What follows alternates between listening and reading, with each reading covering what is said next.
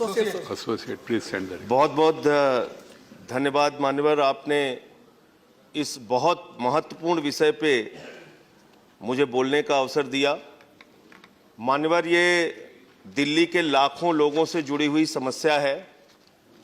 नदियों के किनारे 300 मीटर से लेकर 500 मीटर तक का एरिया ओजोन माना जाता था, लेकिन दिल्ली के अंदर 3.5 किलोमीटर 3 किलोमीटर तक का एरिया मान्यवर ओजोन के अंदर ले लिया गया है, और जिसके कारण से बदरपुर विधानसभा, जहां पे लाखों लोग रहते हैं मान्यवर, आज वो एक ईंट भी नहीं लगा सकते। अगर वो एक ईंट भी लगाना चाहते हैं तो 3 लाख लोग करीब आज प्रभावित हुए। अकेले बदरपुर विधानसभा में मान्यवर कोई निर्माण नहीं कर सकते।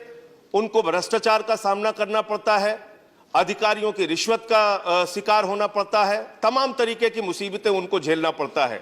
इसी तरीके से मान्यवर करावल नगर एरिया, ओखला विधानसभा, श्राइन बाग, सोनिया विहार, श्री राम कॉलोनी, मुस्तफाबाद, बुराड़ी, इन सब इलाकों को अगर मिला लिया जाए तो करीब करीब 60-70 ऐसी कॉलोनियां हैं मान्यवर, जिनको ओजोन एरिया के तहत वहां पर अवैध और बिल्कुल उनको अनधिकृत घोषित किया जाता है।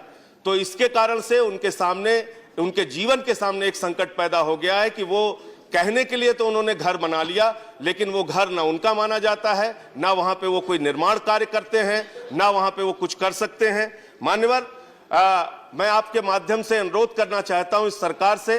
दिल्ली की सरकार ने ओजोन एरिया को निर्धारित करके ये कहा कि पुस्ता के बाहर एक पुस्ता बना हुआ है मान्यवर, जिसपे सड़क बनी हुई है और उसके बाद एक तरफ नदी है, दूसरी तरफ कॉलोनी है।